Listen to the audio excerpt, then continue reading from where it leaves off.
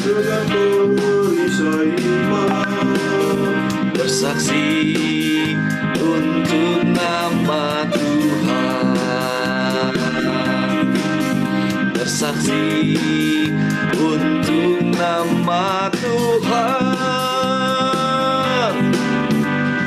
Ini visi kami, ini misi kami, FGB MMA. Ini visi kami, ini misi kami, FGB MMA. Mari berdekatan dengan perisai iman, bersaksi untuk nama Tuhan, bersaksi untuk nama Tuhan. FGB MMA.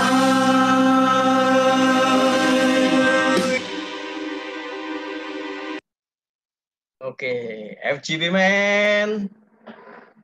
Be strong in the Lord. Amin, puji Tuhan. Kita akan mulai acara outreach kita pada malam hari ini. Saya sebagai host, perkenalkan nama saya Christian. Saya akan memanggilkan MC kita pada malam hari ini. MC pertama Brother Handi Tirta. Beliau adalah pengusaha rak besi dan merger akuisisi. Single, belum menikah. Ya bro, benar ya bro, belum menikah ya bro? Betul bro. Diperjelas sekali lagi bro. Single bro. Ya, available single juga bro. Dan available. Member di FGBMFI Chapter Bewok. Berjemaat di Gereja Kemah Tabernakel dan bergabung di FGBMFI sejak tahun 2009. Apa kabar Bro Handi? Luar biasa baik bro. Oke, sekarang saya panggilkan partnernya Bro Handi, MC kedua yaitu Bro Timi Syawira. Bro Timi Syawira ini bekerja sebagai senior business manager di PT Wangsa Kopi Gayo. Jadi ini ahli perkopian Bro Timi ini ya. Dia sudah berkeluarga, mempunyai satu istri, Ibu Yeni, belum dikaruniai anak. Di BMFI sejak 2007 dan berjemaat di GBI Gilgal. Kalau ditanya FGB Men sejati itu ya Bro Timi, ini mana Bro Timi? Apa kabar Bro Timi? Oke, saya persilakan Bro Handi, Bro Timi. Halo. Ya, sekarang Bro Handi. Ya, Bro Timi, mungkin bagi teman-teman baru yang pertama kali hadir ya, mungkin penasaran ini FGBMFI ini apa? Mungkin sebelumnya Bro Timi bisa sedikit perkenalan, maksudnya Full Gospel itu buat apa sih? Kita ngapain sih? Gitu ya. Silakan Bro Timi. Ya, kita mungkin kita bisa saksikan videonya. Silakan Pak Kim San.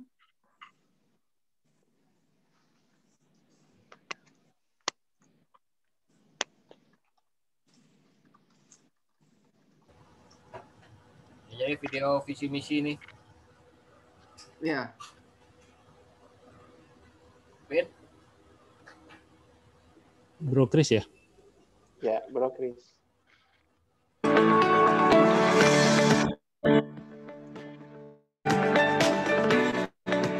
Orang-orang terbahagia di dunia, Full Gospel Businessman Fellowship International atau FGB MFI adalah sebuah organisasi yang didirikan oleh Demos Sakarian pada tahun 1952 untuk menjangkau orang-orang agar kembali kepada keluarga, bisnis, karir, dan Tuhan.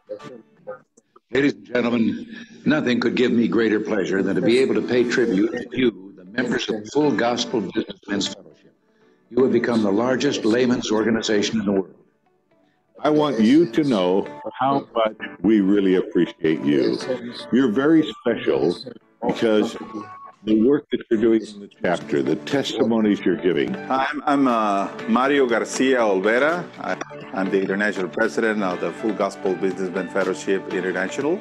As a businessman, I have a lot of good things around my life right now. I'm trying to share that with you, and I want to welcome you to the fellowship and ask you to be part of this great fellowship.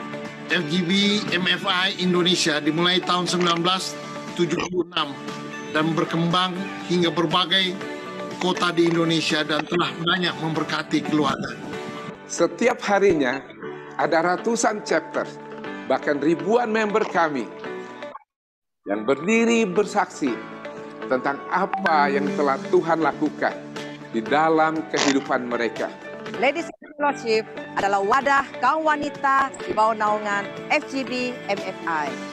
Ayo para FGB men, ajak istrimu untuk bergabung bersama-sama di wadah Ladies of the Fellowship atau LOF. Di wadah ini kita seperti masuk ke dalam sebuah bengkel. Di dalam dipoles, diperbaiki, dipulihkan sehingga ketika kita siap untuk pergi, siap untuk melayani, dan siap memberi dampak bagi bangsa dan negara ini. FGB MFI merupakan organisasi yang sangat tepat buat kita semua para pengusaha muda. Baik Anda yang datang dari kalangan profesional maupun entrepreneur, dengan memiliki lebih dari 8.000 member pengusaha di seluruh Indonesia maupun 80.000 para pengusaha member yang tersebar di lebih dari 130 negara di seluruh dunia. Anda dapat memperluas network Anda di dalam dunia bisnis melalui wadah ini. Majalah Voice menampingi perjalanan organisasi ini dengan kesaksian pria-pria dan wanita yang memberikan inspirasi bagi kehidupan masa ini.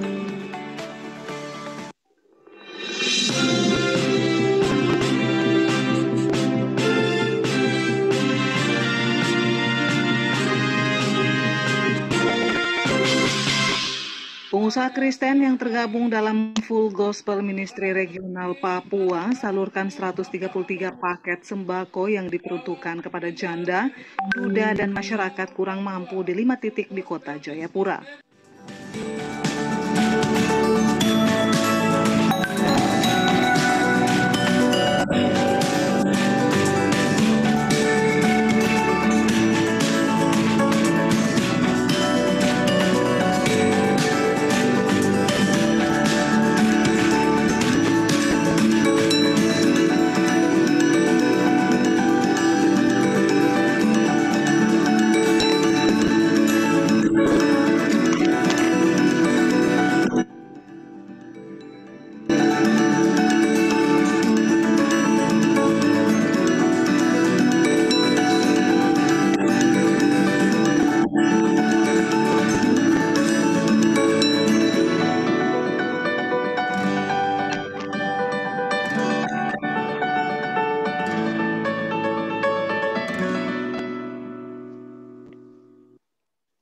Ya, sekali lagi selamat bergabung. Terima kasih atas kehadirannya, sudah meluangkan waktu yang sudah boleh dibilang sudah mulai PSBB transisi ya, jadi sudah balik sibuk lagi. Dan terima kasih teman-teman. Bagi yang belum registrasi, silakan untuk menggunakan kolom chat untuk absensi dulu, taruh nama, nomor telepon, domisili, dan nama chapter. Dan sebelumnya kita akan mulai dengan doa pembuka. Saya persilahkan salah satu member senior kita di RVP 5, Brother Timothy, untuk memimpin dengan doa pembuka. Silakan Bro Timothy.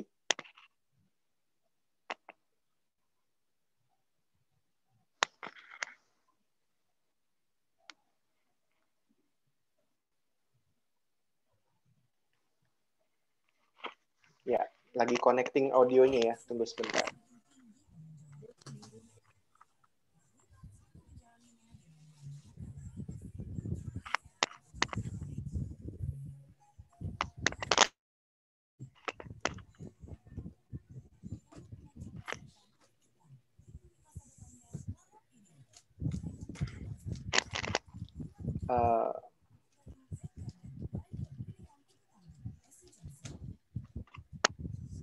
Oke, kelihatannya ada sedikit masalah teknis teman-teman. Jadi saya aja yang pimpin dalam doanya ya. Oke, yuk mari kita semua bersatu dalam doa. Bapa kami dalam surga, kami bersyukur Bapa Kau sudah kumpulkan kami pada sore hari ini, pada malam hari ini untuk melakukan outreach RVP 5 yang ke-12 kali.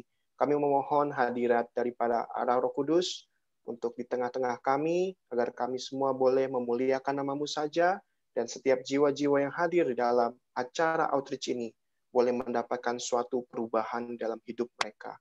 Kami percaya, kami serahkan semuanya di dalam nama Tuhan Yesus Kristus, Allah yang kami sembah. Amin. Oke, teman-teman. Sebelumnya saya lagi welcome ya buat mereka yang baru hadir. Hari ini kita akan ada 2 pesaksi yang luar biasa dan juga 1 pembicara yang sangat-sangat istimewa. Nah, sebelumnya saya mau cek dulu apakah sudah hadir di tengah-tengah kita. Mungkin teman-teman ada yang bisa bantu ngecek apakah Pak Ali sudah hadir, karena beliau adalah pesaksi kita yang pertama.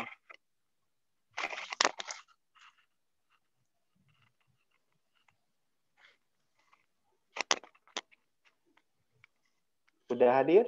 Ada yang bisa bantu untuk cek? Oke, lanjut ke Ajbrika dulu, Bro. Saya telepon. Oke.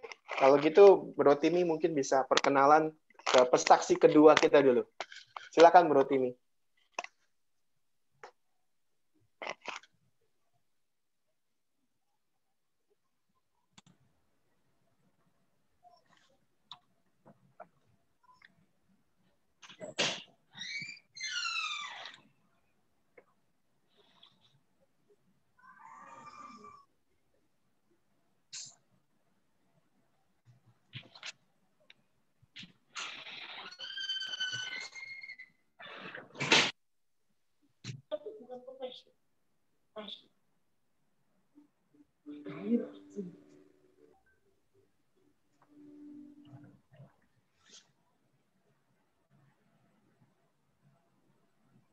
Bro Timi, suaranya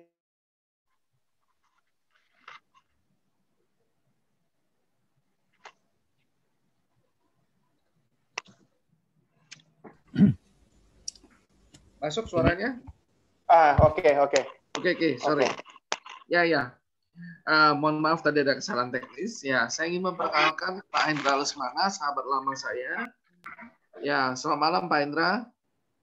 Malam, Pak. Ya, saya ingin memperkenalkan profil beliau. Beliau mempunyai 1 orang istri bernama Ibu Mimiyanti, 2 orang anak, putri dan putra, kemudian beribadah di gereja GBI Viva dan melayani juga di GBI Viva, bergabung di FGB FMI Happy Chapter sebagai VREP, ya. Kemudian saat ini posisi beliau sebagai VREP dan bisnis beliau di usaha jual alat rumah tangga.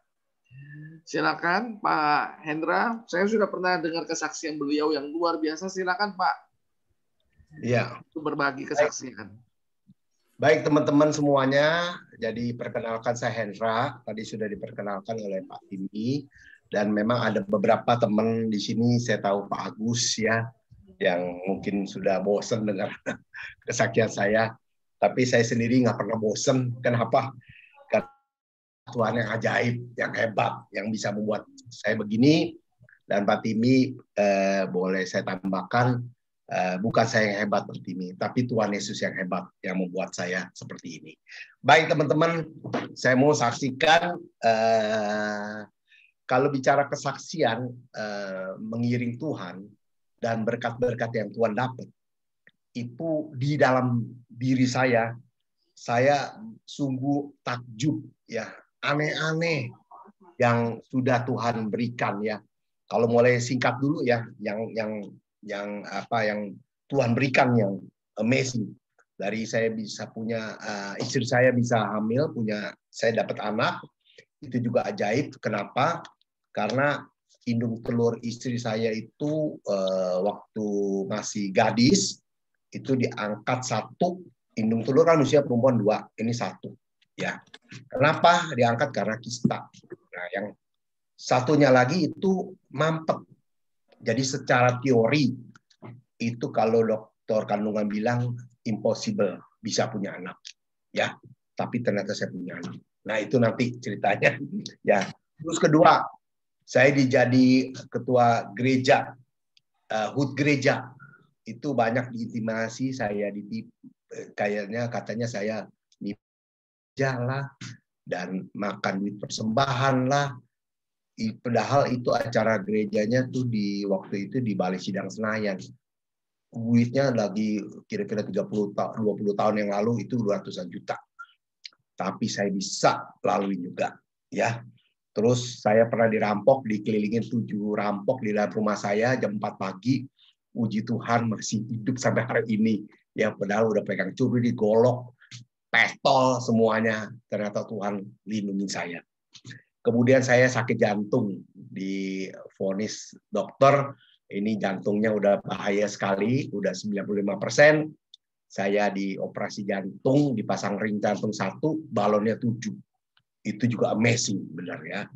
Kemudian ada lagi, ya, yang saya mau saksikan ini menurut saya bukan semuanya bagus, tapi ini kalau dalam kesaksian yang saya terima ini sampai hari ini menguatkan saya ya. Jadi terus terang saya apa yang saya dapat dari perjalanan kesaksian saya ini tak lepas dari campur tangan Tuhan, dan Tuhan balas dengan lipat kali ganda. Saya juga tidak pernah berpikir ya, saya memang aktif dalam pelayanan gereja dari 30 tahun yang lalu ya. Apa pelayanan saya di gereja, Bapak-bapak, adalah cuman angkat-angkat kursi, terima salaman, kemudian setel sound system, pasang-pasang sound system, pasang speaker, turunin, setel, dan jadi operator lah kurang lebih. Itu saya lakukan. Dan saya tidak pernah absen kalau minggu, kalau ada urusan kantor atau bisnis. Kalau minggu saya bilang sama kawan bisnis saya, sorry, saya tidak bisa diganggu. Bahkan kalau saya dari luar kota pun, saya usahakan minggu pagi sudah terbang, tiba, tetap melayanin. Saya sungguh-sungguh hati saya buat Tuhan itu melayani Tuhan luar biasa sekali, karena saya berpikir saya bisa hidup sampai hari ini aja udah kasih karunia sama Tuhan ya. Terus juga dan saya tidak hitung-hitungan sama Tuhan, benar. Dan saya tidak berpikir berhitung misalnya kalau saya keluar sekian saya dapat sekian, enggak ada, pokoknya saya tulus dan yang pasti saya dalam hati saya kalau untuk melayani Tuhan saya tidak pernah mikir. Seperti saya ikut di join di Full Gospel pun itu ada teman ajak, nggak mikir ya. Saya pikir kalau untuk Tuhan aja boleh, kalau untuk dunia aja kadang-kadang kita suka nggak mikir yang jelek, yang nggak bener, kita masih nggak mikir. Padahal itu nggak bagus. Nah, apalagi Tuhan yang bagus, ya udah saya nggak mikir-mikir ya. Nah ini itu sedikit ringkasan. Sekarang ke poinnya. Saya ini bisnis memang dari tahun 1989. Bisnis mulai pakai uang bank. Karena mau ngembangin usaha, pakai uang bank. Nah, akhirnya pakai uang bank harus apa? Bapak-bapak tahu? Ya pasti bank itu minta jaminan. Jaminannya saya cuma punya adalah rumah. Rumah itu bukan rumah saya. Rumah keluarga. Papa saya kan sudah meninggal. Jadi rumah itu dialihkan ke ibu saya, plus berarti ada anaknya. Anaknya waktu itu bersama keluarga, saya saudaranya ada 5. Jadi rumah keluarga. Ya, dengan izin mama saya dan saudara saya diizinkanlah saya gadein rumah tersebut. Ya, memang berjalan bagus bisnisnya, oke. Gitu. Dari mulai saya itu pertama kali saya pinjam duit sama bank itu 90 juta. 90 juta. Terus naik lagi karena perlu tambahkan modal. Ya, selain perlu tambahan modal, memang waktu rugi pun saya harus tambah lagi duit, pinjam lagi. Ditawarin sama bank 100 juta, naik lagi 200, 300, terus naik terus. Wah, enak nih, pikir-pikir naik nih. Sampai terakhir puncaknya 900 juta, saya udah pakai uang bank. Jadi sampai pindah-pindah bank, nggak kuat bank, duitnya kurang. Ini kan bank suka nawarin, oh apa saya pindah bank, saya tambahin lagi loh Pak. Dari 400 jadi 500, 600 jadi 700, sampai akhirnya 900. Udah stop ya. Kenapa bisa stop? Karena bisnisnya sudah mulai loyo ya. Waktu itu benar kita tahun 98 itu resesi habis-habisan, bisnisnya susah banget. Akhirnya saya harus bayar bank, bunganya saja. Baru-baru bisa bayar bunga bank, baru-baru. Setelah itu habis bayar bunga bank bisa, nggak kuat juga. Jadi saya nggak kuatnya gini, saya kerja untung boleh, tapi untungnya itu buat bayar bunga bank. Pikir, waduh, saya kerja ini untungnya untuk habis sama bank ya, jadi kerja buat bank ya. Dan bapak-bapak tahu kan, kalau bunga bank kita nggak bayar, bergulung terus. Sampai akhirnya puncaknya bank itu dilikuidasi. Bank terakhir saya yang saya pinjam gede adalah Bank Harmoni. Ya mungkin bapak-bapak tahu ya, ada Bank Harmoni ya di Jalan Balikpapan waktu itu. Udah di bank waktu itu banyak yang ditutup, artinya nggak kuat. Akhirnya sampai dioper-oper ke bank-bank lain, dipindahin pinjaman saya. Sempat hilang setahun nih, nggak dicari-cari. Saya senang, aduh, moga-mogahan dalam hati. Bank tiba-tiba mungkin bilang, udah dah, Pak Hendra, ini nggak bisa bayar, udah saya kembaliin gitu. Utang-utangnya selesai. Itu kepengennya saya. Ternyata apa, bapak-bapak yang terjadi tidak seperti itu. Nah, bagai hal suka diteleponin dari bank, Pak, saya dari bank A, ini misalnya ya, Bapak tolong dong lunasin nih bunganya saja Pak. Wah minta maaf Pak, saya nggak bisa bayar Pak. Bener, udah nggak bisa, bener. Ya udah, hilang lagi, entah diteleponin lagi. Jadi kalau ada bank atau surat datang saya gemeter. Karena takut, kenapa takut? Nggak bisa bayar. Nah, akhirnya ini dia yang nightmare, boleh bilang, yang seremnya terjadi. Saya dapat statement tulisan, Bapak dimohon dalam waktu 2 minggu, tolong Bapak lunasin utangnya. Dikasih tahu utangnya saya. Dari 900 juta kan tadi saya bilang, karena tidak bisa bayar bunga bank, sampai berapa tahun, saya lupa, 3-4 tahun, saya lupa. 3 miliar saya harus bayar. Kaget saya. Ditulis 3 miliar. Memang nggak diperinci bunganya belas. Pokoknya pokok 900 plus bunga bank 3 miliar. Nah, luar biasa sekali. 3 miliar. Mati. Saya bilang, udah mati. Udah saya coba. Berusaha. Mau jual rumah saya. Saya udah pasang era segala. Ternyata tidak bisa saya jual. Ya mungkin saya tahu ini rencananya Tuhan juga. Ya, saya banyak bisa berdoa, Tuhan, tolong saya Tuhan. Kalau rumah saya ini kata dijual juga harus untung untuk beli rumah lagi atau minimal kontrak. Kemana keluarga saya harus saya tinggalkan? Artinya saya beri keluarga saya rumah lagi. Bahkan saya harus ganti uang keluarga. Itu kan rumah keluarga. Ya, rumahnya misalnya diambil sama bank. Tetap kan saya harus bayar. Itu namanya uang keluarga bagaimana? Nggak bisa. Waduh, itu benar-benar luar biasa sekali, saya sampai gemeter, boleh bilang. Ya, dimohon Bapak besok datang ke bank gitu loh. Ya, sebelumnya yang tadi saya cerita, maksudnya saya udah coba mau jual karena saya tahu ini bahaya kalau enggak. Akhirnya saya datang ke bank, ngomong, ya saya agak sedikit terhibur. orang banknya bilang begini, oke Pak Hendra, kami tahu keadaan memang sulit, kami sebagai pihak bank mau memutihkan, artinya mau menghapuskan bunga bank Bapak 2,1 miliar. Jadi Bapak tinggal bayar 900 jutanya aja. Saya puji Tuhan di dalam hati ya. Berarti 2,1 miliar saya sudah dibebaskan nih. Tinggal 900 juta. Ya Bapak bayar. Waduh, 900 juta Pak.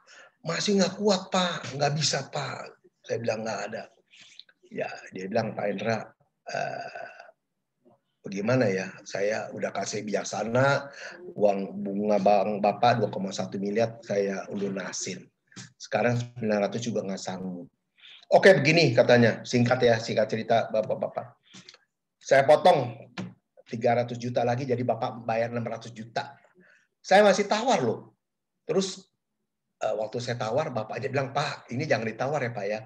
Nggak bisa Pak. Kalau Bapak 2 minggu nggak datang Pak, nggak bayar, inti minta maaf Pak, Bapak tolong rumahnya dikosongin karena rumah ini akan diambil sama bank.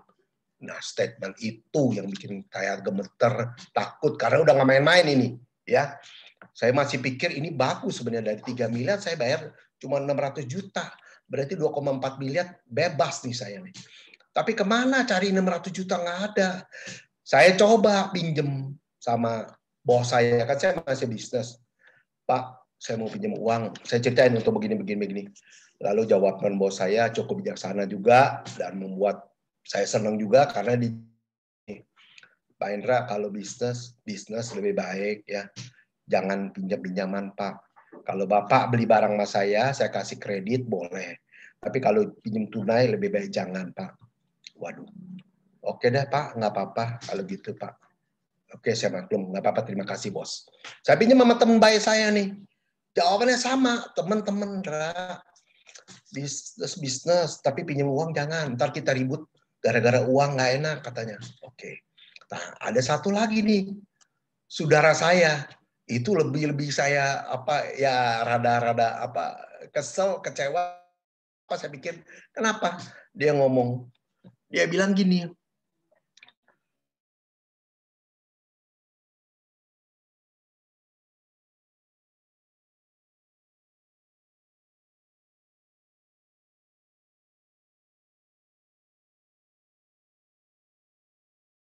Oke, ya. 5 menit masih bisa, Pak.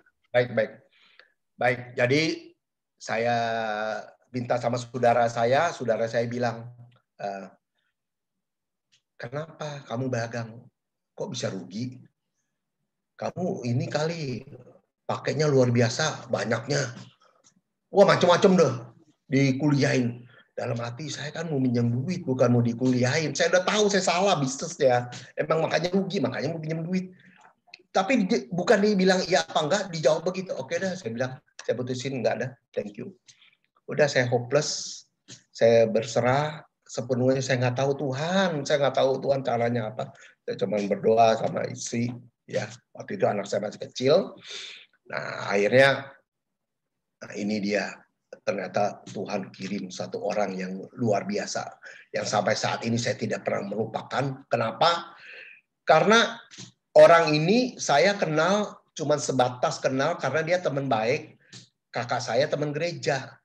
Saya tidak pernah minta sama orang ini, bapak-bapak. Nggak pernah telepon, nggak pernah nanya karena saya nggak mungkin, ya nggak kenal kok masih artinya minjemin. Nah, tiba-tiba dia yang telepon saya loh. Saya bingung. Pak Hendra, ya Pak, saya dengar dari cici kamu ini perlu uang katanya untuk tebus rumah kamu.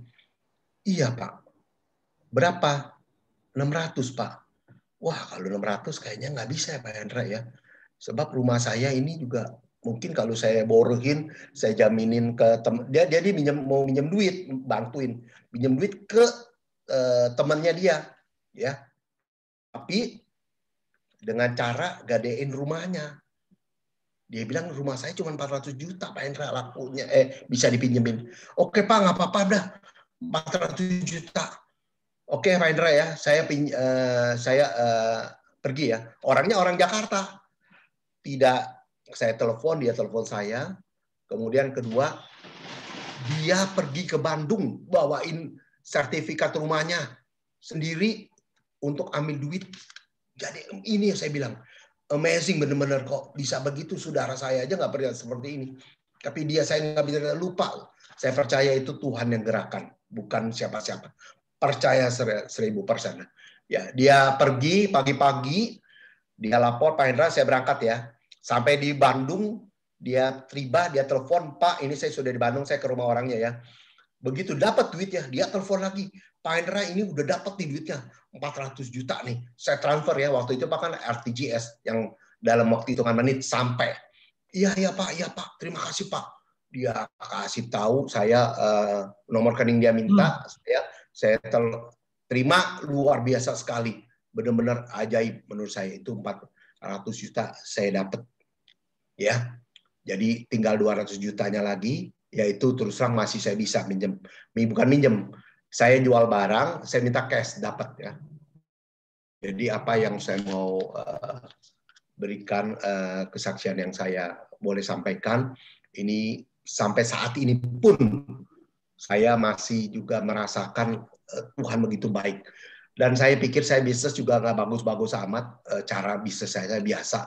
Cuman saya percaya ini Tuhan biasa, luar biasa kepada saya. Dan teman-teman di sini juga sama, untuk pelayanan kepada Tuhan, saya pikir jangan pernah berhenti.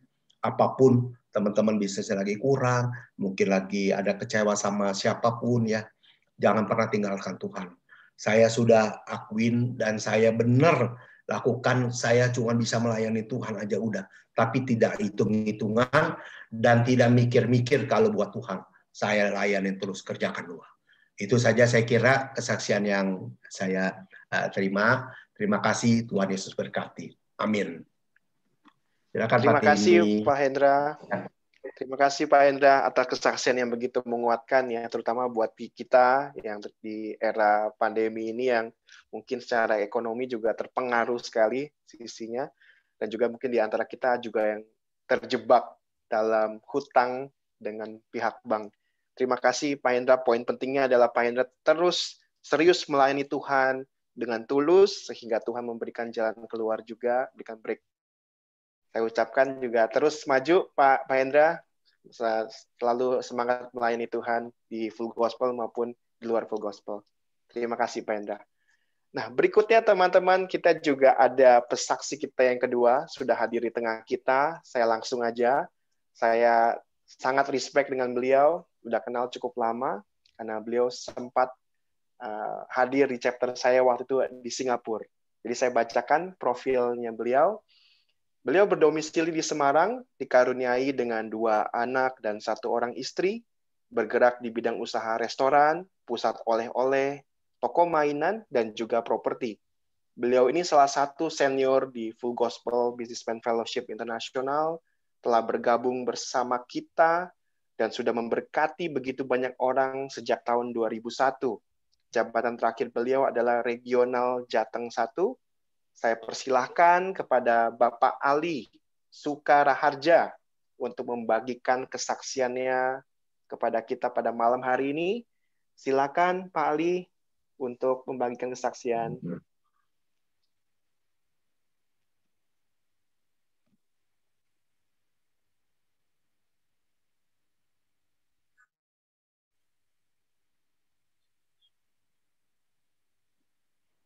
Ya, Pak Ali. Ya, shalom. Ya, shalom. Shalom, Pak. Silakan, Pak Ali. Di unmute, Pak. Suaranya di unmute, Pak, bagian kiri. Ya. Oke. Shalom, Bapak Ibu. Maaf, pertama-tama. Sebetulnya saya lupa ini kalau hari ini. Saya pikir besok. Sehingga saya tadi barusan pulang sampai rumah ditelepon teman dari API Chapter itu, baru saya teringat, waduh ya hari ini ya ternyata. Tapi bersyukur masih bisa ada kesempatan untuk melayani Tuhan lewat kesaksian yang diberikan kepada saya.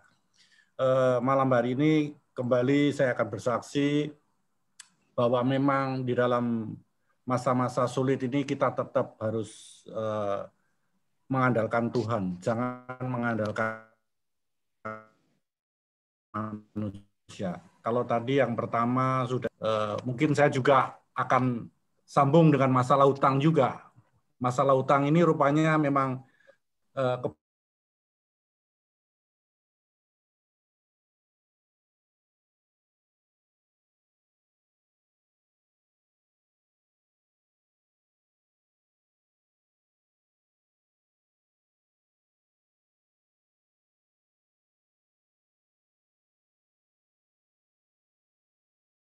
buat proposal, saya bisa buat makalah sedemikian rupa sehingga bank percaya dan sangat gampang bagi saya. Dari bawahan sampai atasan sampai direksi saya kenal baik beberapa bank.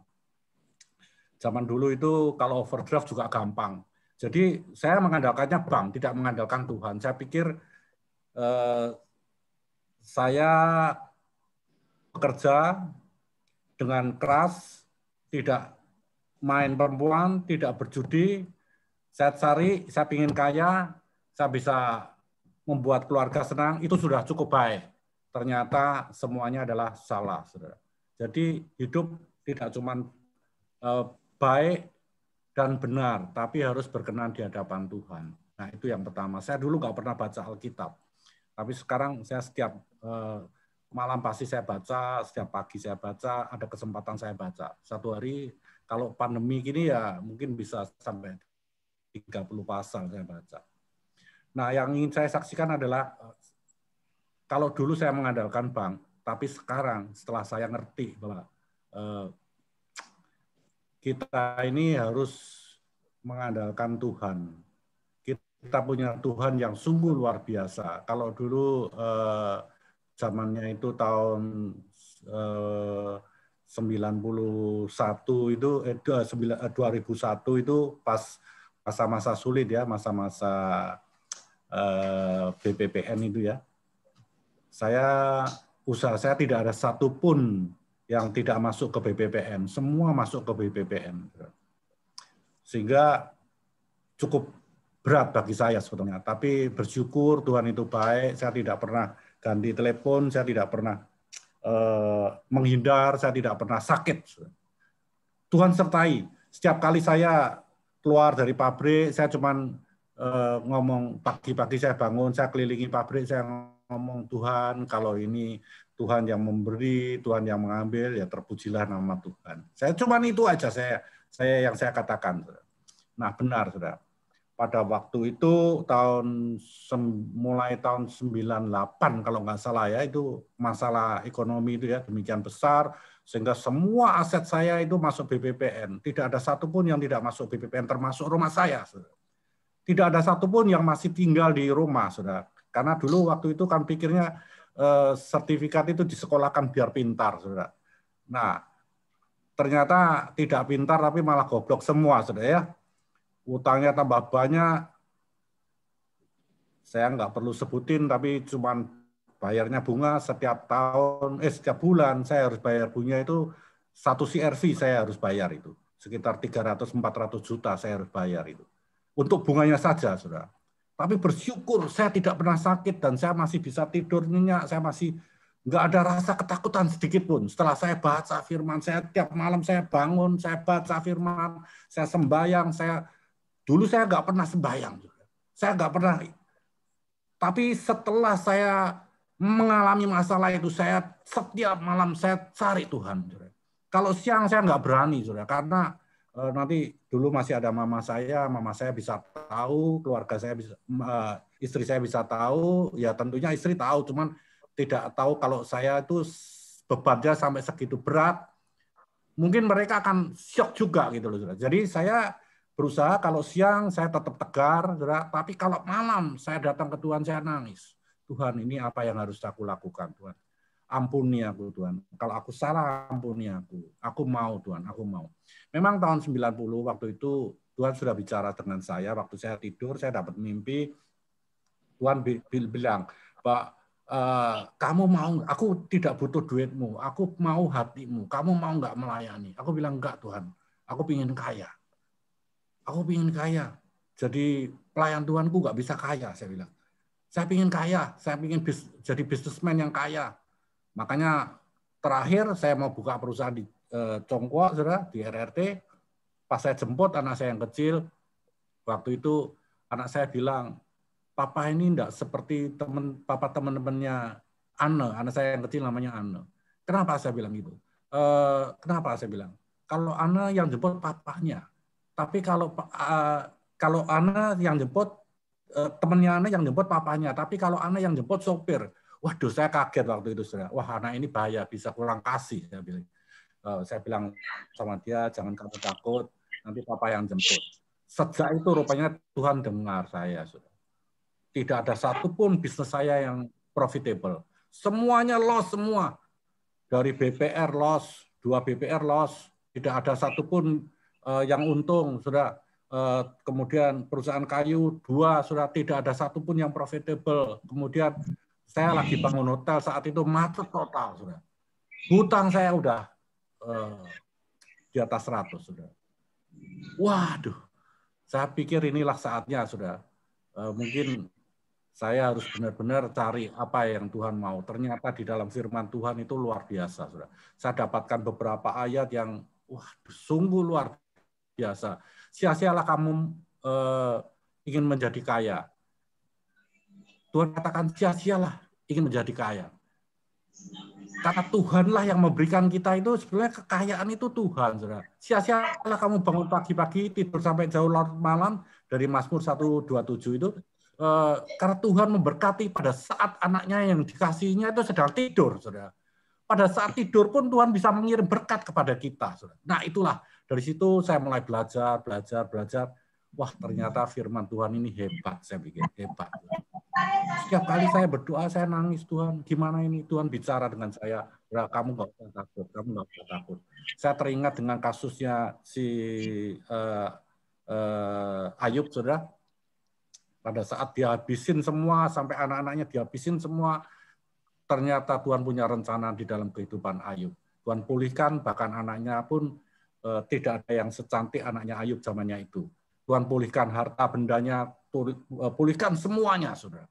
Nah, demikian juga saya lalu waktu itu saya ngomong dengan Tuhan, Tuhan kalau Tuhan mau ambil semua ya ambillah Tuhan. Tapi kalau orang lain yang mau ambil, saya percaya tidak akan bisa. Karena ini milikmu Tuhan. Aku hanya sebagai pelaksana saja. Nah, sejak itulah, saudara, saya diproses 8 tahun. Saya bersyukur saya diproses 8 tahun, tidak seperti bangsa Israel 40 tahun. Kalau 40 tahun saya sudah nggak bisa apa-apa, saudara. Sehingga waktu itu saya diproses 8 tahun, saya kira-kira umur 56 ya kira-kira. Sekitar 56, 57, saudara. Pelan-pelan dipulihkan, saudara. Dari tanggung, saudara. Sampai yang terakhir, tanah saya, pas saya selesai semua, saya selesai di BPPN, saya bayar, saya lunasi, selesai. Itu pun juga karena mujizat, saudara. Ada seorang teman yang sudah 40 tahun nggak ketemu dengan saya, tiba-tiba dia datang ke ini kamu dilelang ya? Itu waktu itu sekitar bulan dilelangnya bulan Juni. Loh kamu kok tahu? Saya bilang ini perusahaanmu ada 2 dimasukkan koran, dia bilang itu. Udah kamu nggak usah takut, kamu nanti tak kenalin bosku biar dibeli hotelmu sama dia. Nah waktu itu saya senang, saudara. Saya bilang ya udah dibeli toh, saya bilang gitu. Tapi ternyata di dalam perjalanannya itu pada tanggal berikutnya dia ngomong, waduh ternyata nggak bisa di-bid itu ditebus. Karena sertifikatnya nggak ada di BPPN-ku nggak ada. Saya bilang mujizat, saya bilang gitu. Saya bilang mujizat. Asal dia tanya, saya bilang mujizat. Nah dia sampai dia satu kali dia ngomong, oh yuk tak temukan di bosku di Jakarta. Saya ke sana ke Jakarta. Ketemu dengan bosnya dia, saudara. Seorang bankir, ada nama di Indonesia. Saya nggak perlu sebutin namanya, saudara. Dia ngomong sama saya, saya dipanggil ke kantornya, ketemu dengan dia, bosnya ini, ketemu dengan mantunya, dan teman saya, saudara. Jadi 4 orang, saudara. Nah, waktu itu kita bicara-bicara, bosnya keluar, saudara. Ngomong bahwa, wah punyamu nggak bisa dibit, apa yang bisa saya bantu? Dia bilang gitu. Saya bilang nggak tahu, saya bilang, setiap kali saya ditanya, saya bilang nggak tahu. Memang saya nggak tahu, karena saya nggak ada pendapatan, saya nggak bisa tebus, juga saya nggak bisa apa-apa, saudara. Ya. Kemudian dia bilang, mungkin karena dia kesal, dia ngomong sama anaknya, dia panggil mantunya, oh oke lah, kamu bid aja yang kecil, dia bilang 1,4. Nah saya kaget waktu dia bilang di bid 1,4, itu yang kecil saya ada hutang ada 2, saudara. Yang kecil itu 6,6 M, yang besar itu udah di atas 100 lah, saudara. Nah dia bilang udah yang kecil aja di bid. Kamu mau bid berapa? Saya bilang nggak tahu, saya bilang nggak tahu. Tiba-tiba mungkin dia terlalu lama, saya bilang nggak tahu. Terus dia bilang sama mantunya, udah dibid aja 1,4 miliar. Wah, saya ngomong sama teman saya, dibid 1,4 miliar, aku nggak mau utang lagi. Saya bilang, aku nggak mau utang lagi. Kalau aku utang lagi, nanti aku bayarnya pakai apa? Aku nggak ada pendapatan lagi, saya bilang gitu. Nah, teman saya ini ngomong sama bosnya, bos, ini gimana? Dia ini sudah nggak ada pendapatan. Jadi kalau misalnya di bid, nanti bayarnya gimana? Mujizat terjadi, saudara. Bosnya bilang apa? Udahlah, kamu nggak usah mikir, itu di bid aja 1,4. Nanti dia bilang sama mantunya, pakai uang privé papa. Jadi dia bilang gitu, saudara. Wah, teman saya sampai ngomong, wah bener kamu mujizat. Nah, keluar dari kantornya dia, sebelum kami pulang, mantunya panggil saya, wah kamu ini barusan kenal beberapa menit suruh duduk, kamu dikasih 1,4 miliar. Saya sendiri nggak pernah ngalamin seperti itu. Papi saya baik ya, saya bilang dalam hati, saudara, yang baik bukan papimu, tapi Tuhanku. Saya bilang gitu, saudara. Karena kalau saya bilang papimu yang baik, nanti saya nggak dikasih, saudara. Kalau saya bilang, saya ngomong yang baik Tuhanku bukan papimu, nanti malah saya nggak akan jadi dikasih, saudara. Dia marah. Jadi saya diam aja, saya cuma tertawa, tapi dalam hati saya bilang yang baik bukan papimu, tapi Tuhanku yang menjamah papimu sehingga papimu tergerak untuk memberi aku duit. Nah teman saya ini keluar sama saya mau pulang ke hotel, tiba-tiba teman saya ditelepon lagi ditambah 200, saudara. Jadi 1,6 miliar, saudara. Sehingga waktu itu teman saya langsung ngomong, waduh kamu mujizat ya, benar-benar mujizat. Udahlah kamu besok ke kantor saya, kamu ambil dulu 500 juta. Wah benar, saudara, saya ke kantornya dia, saya dikasih 500 juta, saudara. Nah tapi tidak seperti semula, saudara. Waktu itu dia sebetulnya mau kasih saya 6,6, sekitar 6 M lah, saudara. Tapi setelah saya dikasih 500 itu, kemudian dicicil, akhirnya tidak sampai jadi penuh semua, saudara. Tidak sampai, saya mungkin hanya terima kira-kira sekitar hampir 3 miliar, saudara. Tapi saya bisa selesaikan semua, saudara. Itu yang luar biasa, saudara. Tuhan buka jalan, ketemukan saya dengan orang yang nolong saya dengan macam-macam, sehingga cara Tuhan itu benar-benar ajaib, saudara. Seperti misalnya yang saya kasihkan contoh ini ya, saudara. Saya 500 juta itu langsung saya bayar rumah saya, saudara. Pertama kali saya bayar rumah saya, saudara. Saya lunasin rumah saya karena itu tempat tinggal yang saya impikan, saya minta sama Tuhan, sehingga harus kembali ke saya. Nah, waktu itu tiba-tiba setelah saya bayar, ternyata sertifikatnya nggak bisa keluar, saudara. Karena itu termasuk one obligor, saudara. Saya harus bayar hotelnya dulu, baru saya bisa keluar sertifikat saya, saudara, rumah itu, saudara. Nah, bingung, saudara. Padahal saya udah lunasin, saudara. Mujizat kedua keluar, saudara. Ini intinya, saudara. Ada teman saya, teman golf, saudara, dia main ke tempat saya. Waktu itu saya ngomong sama dia, Bang, aku lagi ada masalah ini. Masalah apa? Ini Aku udah bayar, ini ada buktinya, tapi sertifikat saya nggak bisa keluar. Dia bilang gitu. Loh, kenapa? Coba saya lihat. Dia lihat, wah, ngawur nih. Tiba-tiba BPPN-nya ditelepon sama dia. Ditelepon, besoknya langsung saya disuruh ke BPPN, saya suruh ngambil sertifikat saya, saudara. Tanpa keluar duit sepeser pun, saudara. Itu yang saya percaya bahwa itu adalah dari Tuhan, saudara. Kalau bukan Tuhan, tidak akan mungkin, saudara. Waktunya bisa begitu luar biasa, saudara.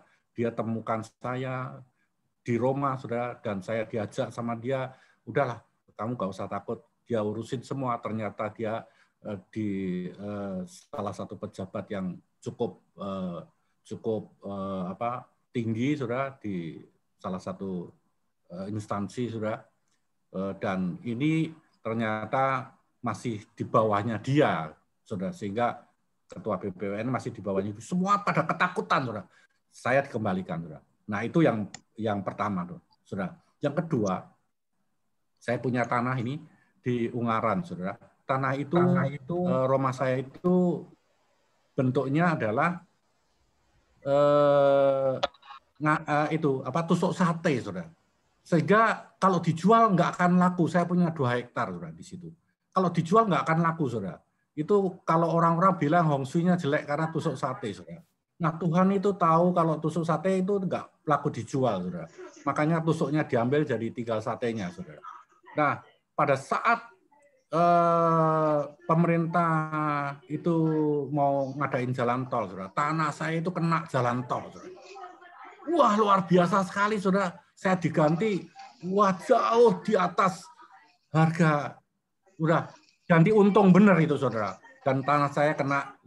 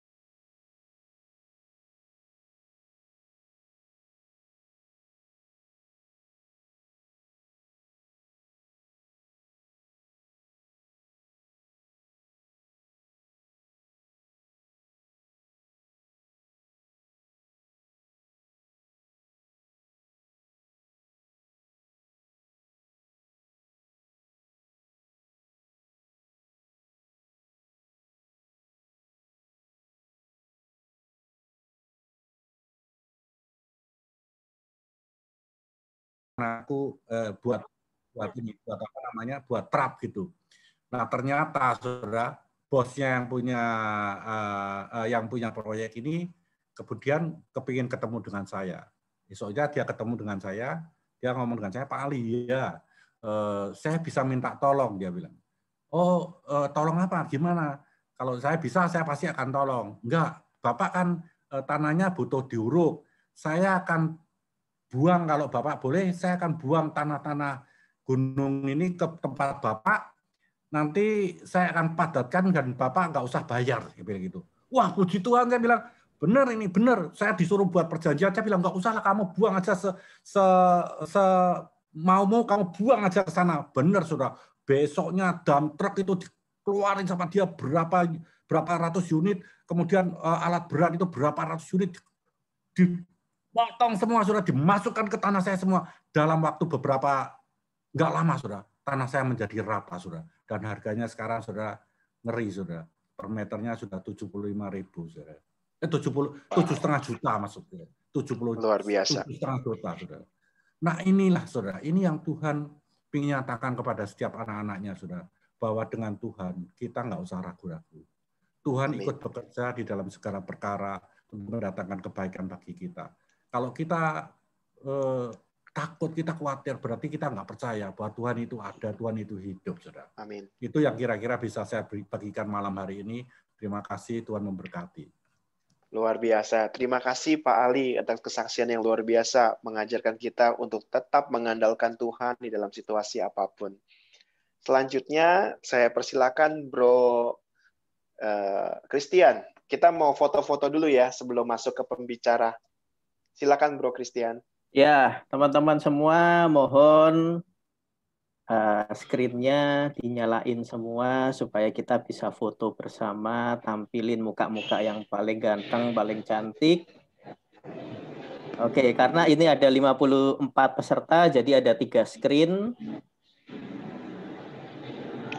Ya, oke. Sekarang kita foto untuk screen pertama. Boleh kasih jempol atau kasih RVP 5 atau DKI 4 juga boleh. Silakan teman-teman.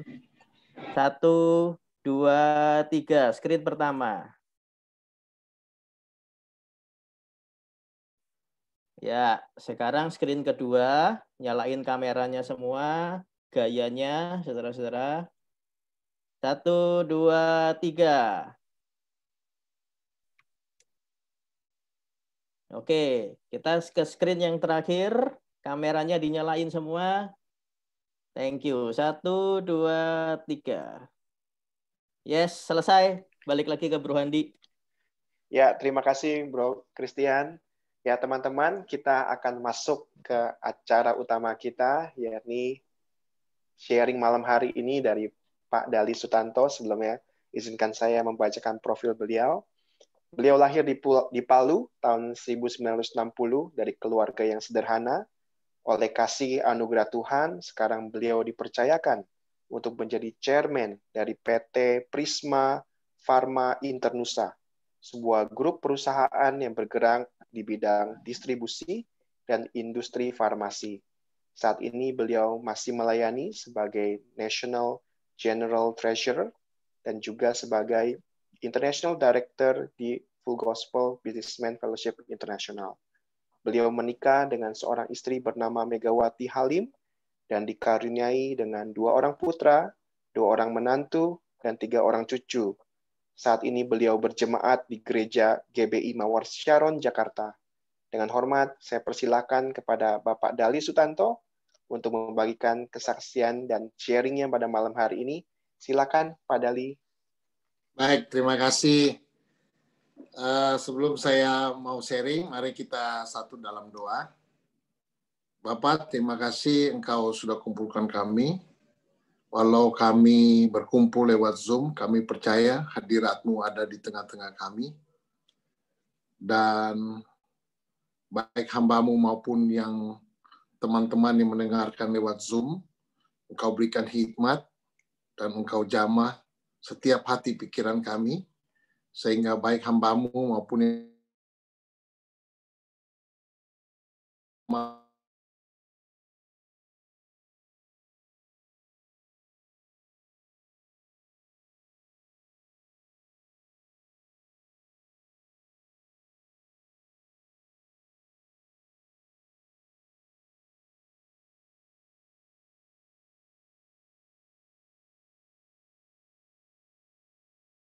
IP5, untuk saya diberi kesempatan saya sharing dengan tema malam ini yang sudah diberikan tugas oleh Pak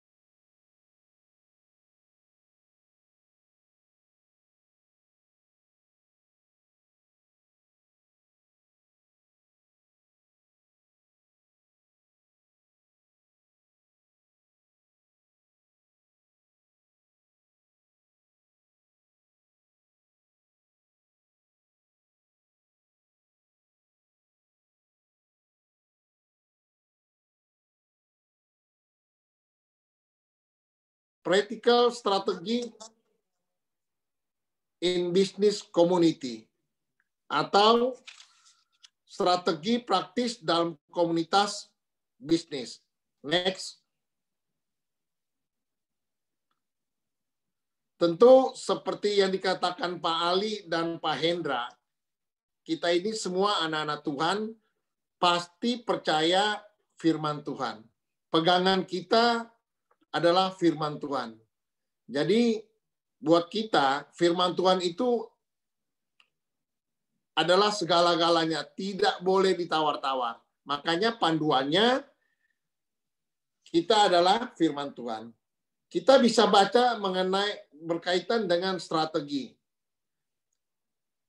Kitab Amsal memiliki sejumlah sejumlah prinsip praktis yang jelas berkenaan dengan strategi dan perencanaan. Coba pertama saya mau lihat apa yang firman Tuhan katakan. Pertama, Amsal 14 ayat 15. Orang yang tak berpengalaman percaya kepada setiap perkataan. Tetapi orang yang bijak memperhatikan langkahnya. Langkahnya tentu identik dengan strategi. Kedua, Amsal 15 ayat 22, rancangan gagal kalau tidak ada pertimbangan, tetapi terlaksana kalau penasehat banyak. Ini juga berkaitan dengan komunitas kita. Tentu kita bersyukur dan berterima kasih kita punya komunitas di FGB MFI yang luar biasa. Wadah ini yang membentuk saya dan saudara menjadi lebih baik dan lebih bermanfaat. Ketiga, Amsal 16 ayat 3. Serahkanlah perbuatanmu kepada Tuhan, maka terlaksanalah segala rencanamu. Kadang-kadang rencana kita tidak semua terlaksana. Karena belum tentu apa yang kita minta Tuhan berikan. Tetapi apa yang Tuhan berikan itu pasti yang terbaik. Keempat, Amsal 16 ayat 9. Hati manusia memikirkan jalan-jalannya, tetapi Tuhanlah yang menentukan arah langkahnya. Jadi kalau kita ke kiri ke kanan, kalau Tuhan bilang ke tengah, pasti itu yang paling benar. Ya, pasti itu yang paling benar. Kelima, Amsal 20 ayat 18. Rancangan terlaksana oleh pertimbangan. Sebab itu berperanglah dengan siasat. Ini kembali lagi berbicara tentang strategi. Next slide. Ya. Jadi definisi strategi pasti bisa bermacam-macam. Tapi saya apa dari sumber. Pertama, strategi berarti membuat pilihan yang jelas tentang cara bersaing. Anda bisa menjadi segalanya bagi semua orang. Tidak peduli seberapa besar bisnis Anda atau seberapa dalam kantongnya. Ya, itu di Jack Welch mengatakan demikian. Kedua, saya ambil dari Michael Porter. The essence of strategy is choosing what not to do. Jadi inti dari strategi adalah memilih apa yang tidak boleh dilakukan. Ya, next.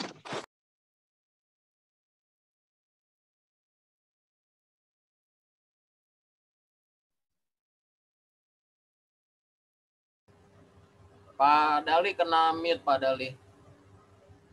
Dali. Oh, ya. Oke. Sudah bisa dengar ya? Oke, Pak. Dilanjut, Pak. Oke. Perhatikan 5 hal penting dalam hal menyusun strategi bisnis. Sekali lagi saya katakan bahwa saya hanya sharing, membagi pengalaman. Tentu banyak teman-teman di sini punya pengalaman, punya kualitas yang lebih baik. Ya, jadi perhatikan 5 hal penting dalam menyusun strategi bisnis. Pertama,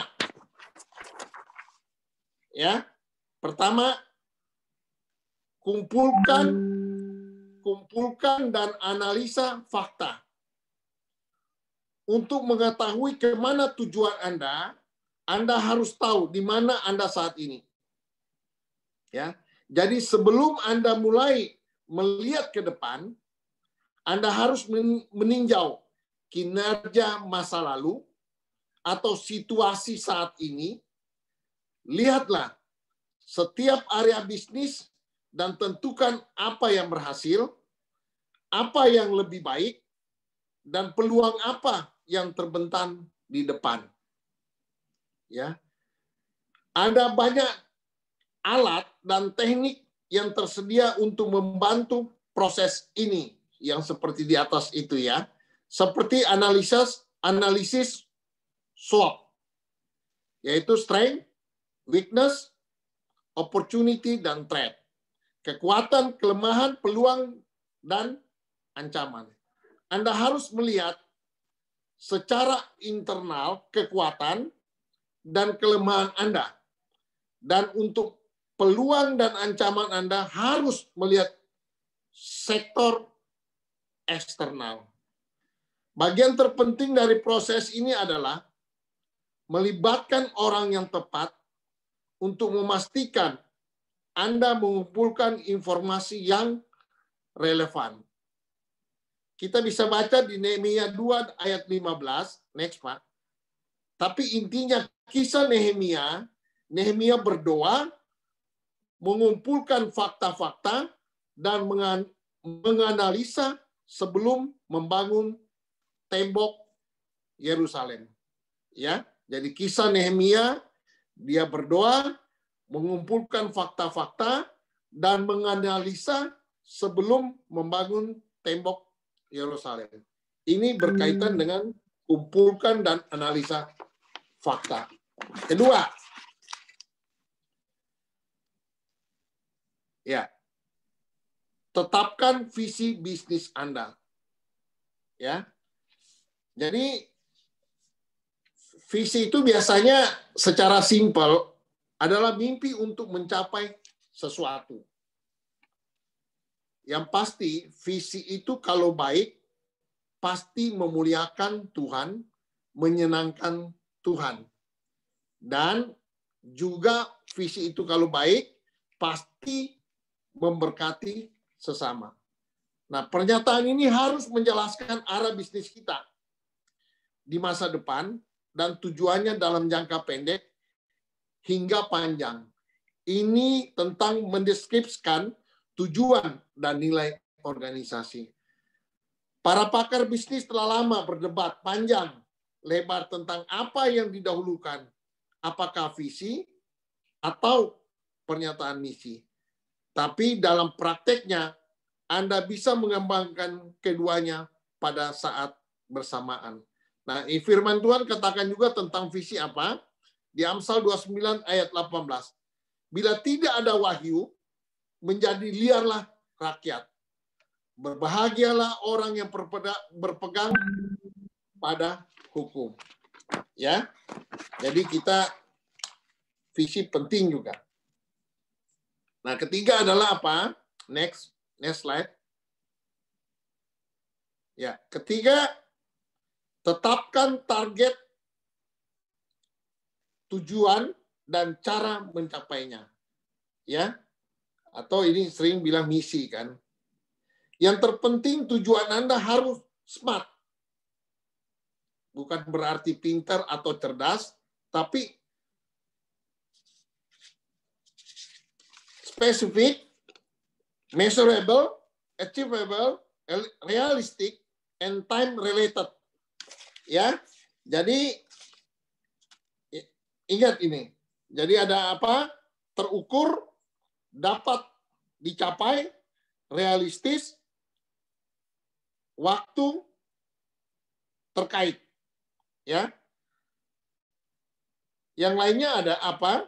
Tujuan Anda juga harus mencakup faktor-faktor seperti KPI, alokasi sumber daya, dan anggaran. Yang lain adalah lakukan secara brainstorming bersama tim. Nah, apa firman Tuhan katakan? Sebab itu aku tidak berlari tanpa tujuan. Jadi 1 Korintus 9 ayat 26 firman Tuhan katakan demikian. Sebab itu aku tidak berlari tanpa tujuan. Aku bukan petinju yang sembarangan memukul. Ya. Next. Keempat, putuskan strategi yang diambil. Ini berkaitan dengan strategi ya. Sekarang adalah waktunya untuk menerjemahkan tujuan strategis ke dalam rencana jangka pendek yang lebih rinci.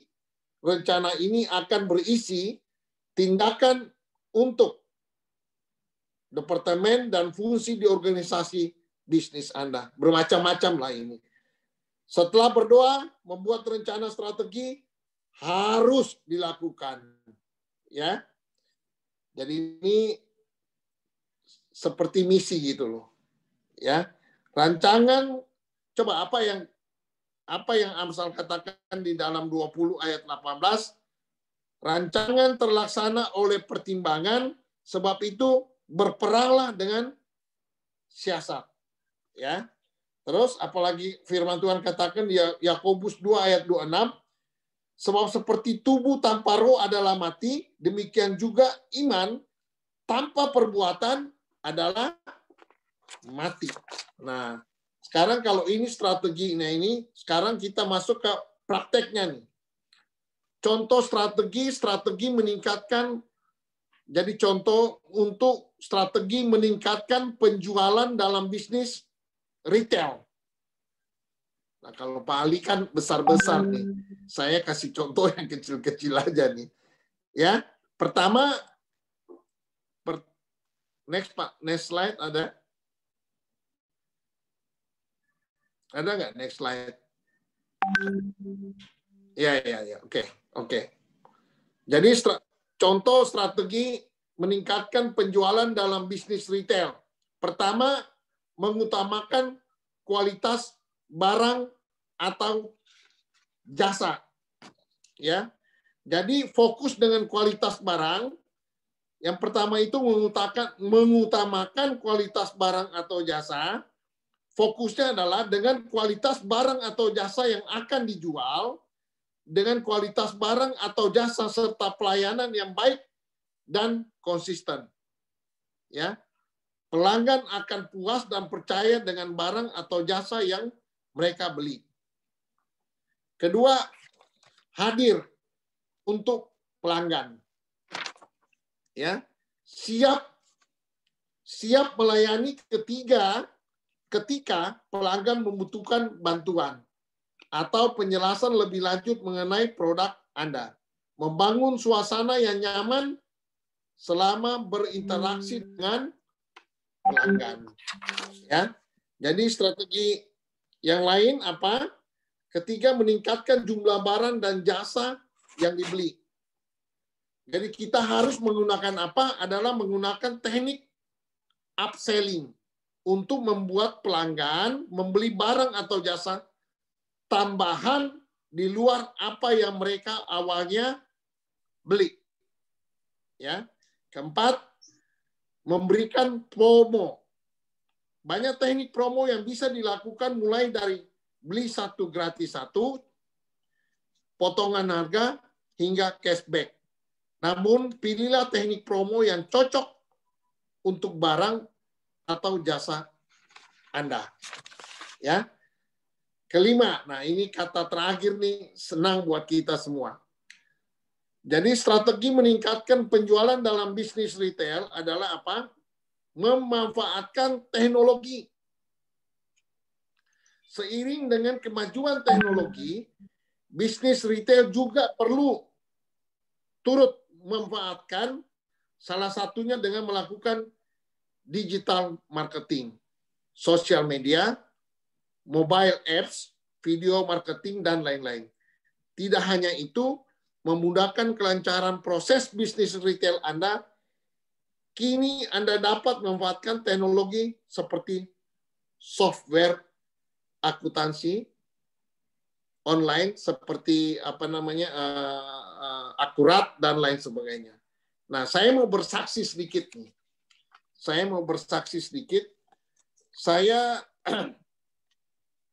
kalau di dalam bisnis retail saya kasih contoh, mungkin sedikit saya naik kelasnya sedikit. Di dalam industri farmasi yang saya geluti,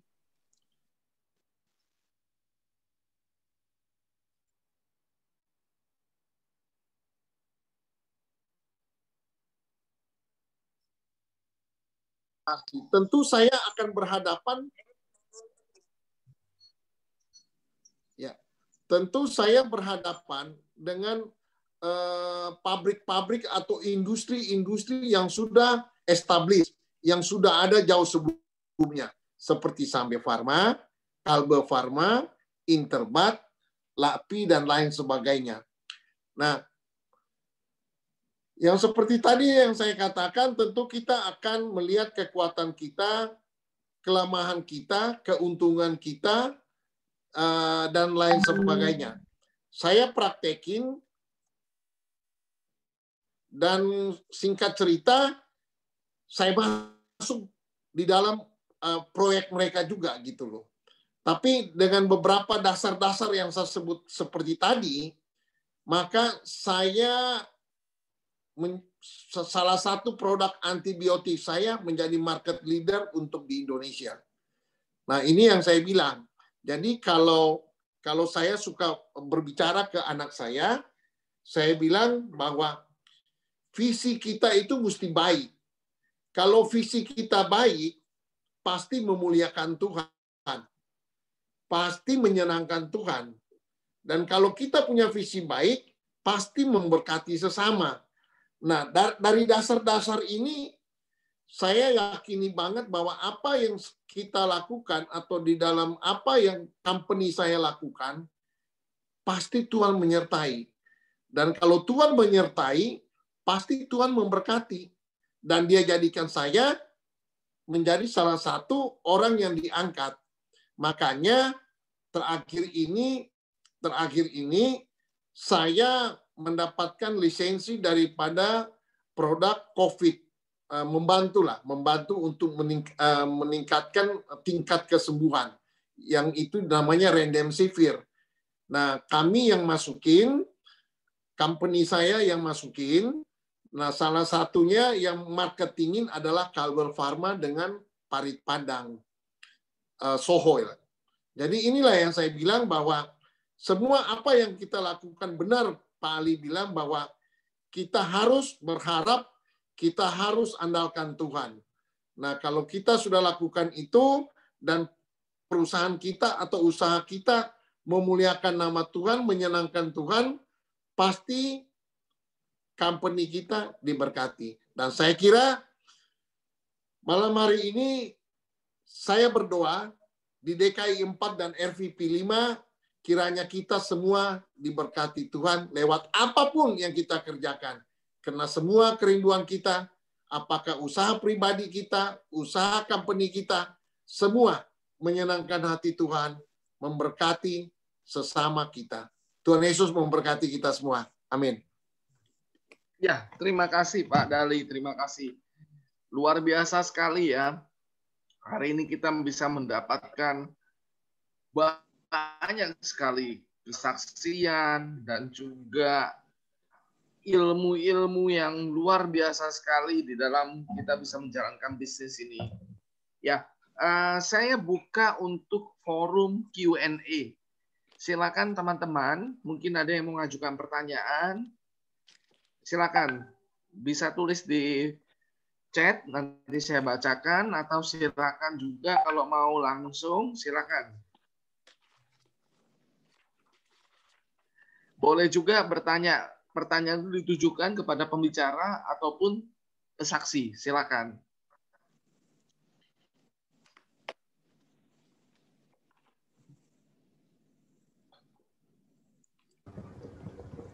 Bro Kim San, ada yang mau ditanyakan? Ya, sepertinya nih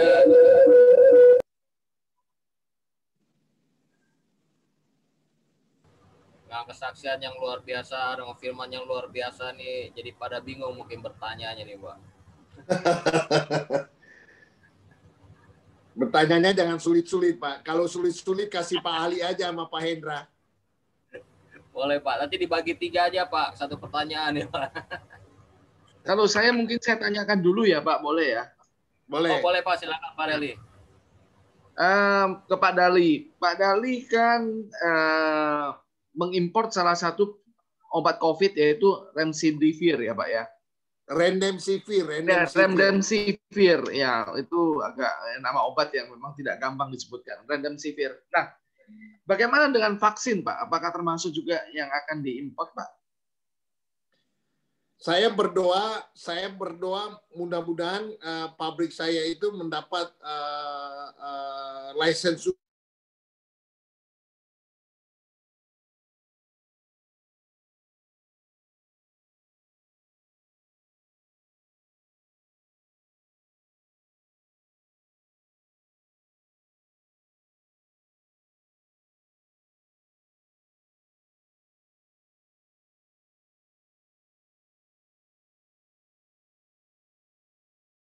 Bahkan dari Rusia, kita bingung sebetulnya. Oke, silakan teman-teman yang lain, Pak Peter mungkin mau Pak tanyakan. Dali, Iya. mau nanya, Bapak bilang kan obatnya belum ada yang sempurna. Kenapa presiden kita kan November ini mau keluarkan vaksin, itu vaksin apa Pak ya? Yang satu vaksin itu saya banyak lihat 600.000, benar nggak itu Pak? Itu vaksin apa Pak? Ya, itu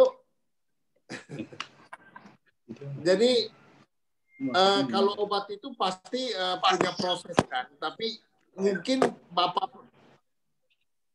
Bapak Presiden kita itu optimis Pak, optimis bahwa mungkin pada bulan November atau Desember bisa proven. Tapi saya tidak.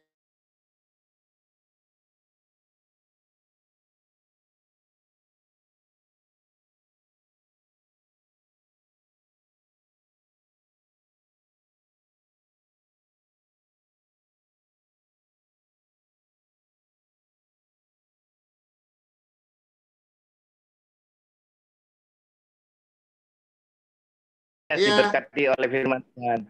Saya juga berharap cemas Bapak sebentar lagi memimpin kami semua, Pak.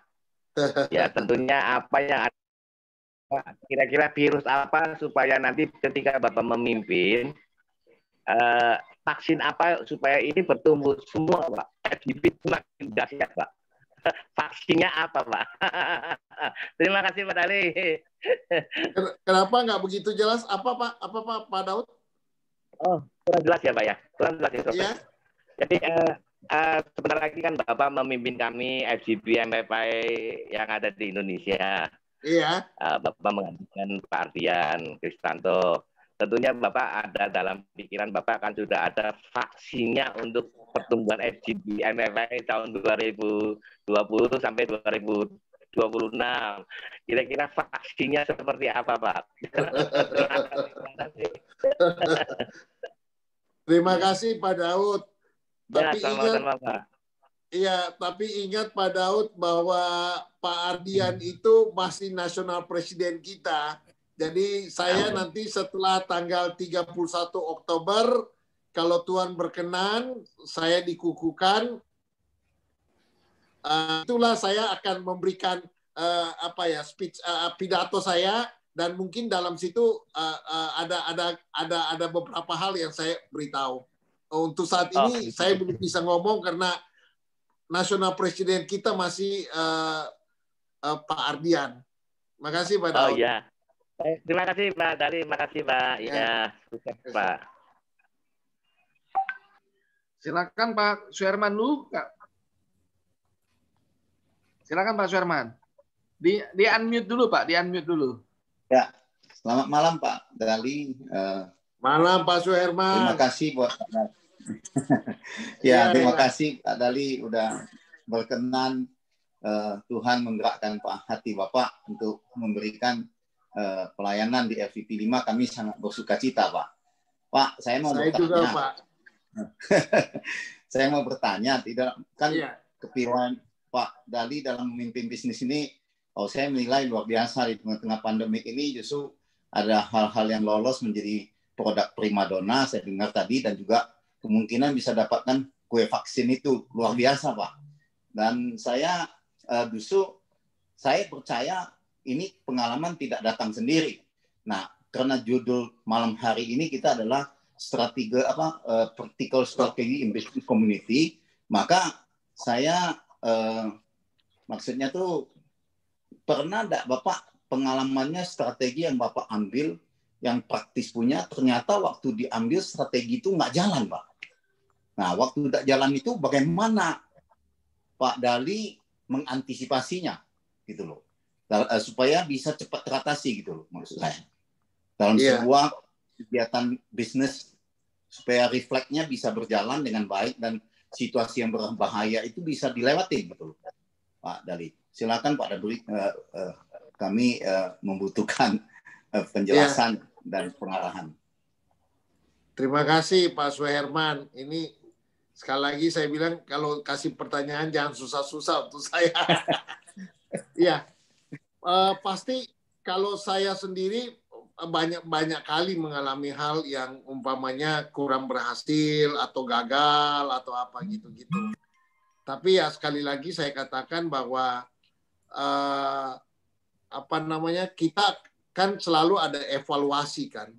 Selalu ada evaluasi kenapa produk ini gagal atau kenapa kita kurang berhasil, apa yang menjadi weakness kita, apa yang menjadi strength-nya kita, apa yang menjadi opportunity kita, apa yang menjadi threat kita, selalu dievaluasi Pak.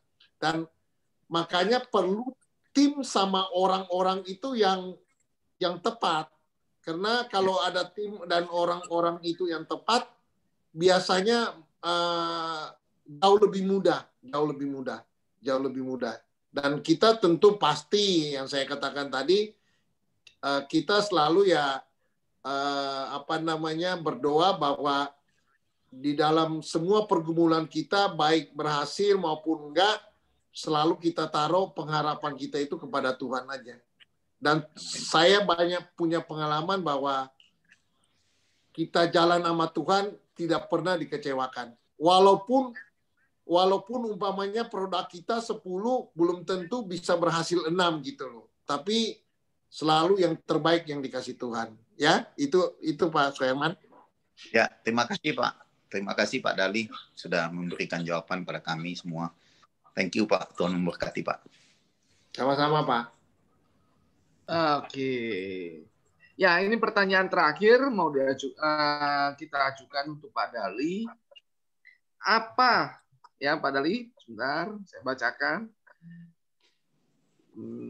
Apa masa tersulit dalam kehidupan Pak Dali? Dan apa pelajaran yang bisa di-share? Ini pertanyaan dari Sis Meta. Silakan Pak. Apa pelajaran yang tersulit Pak?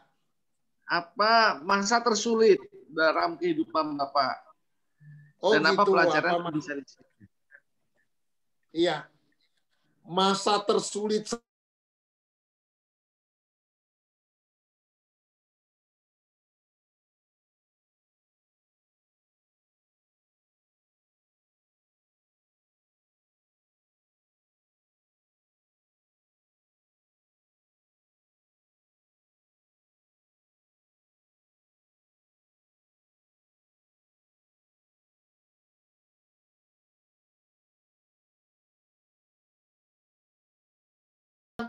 you see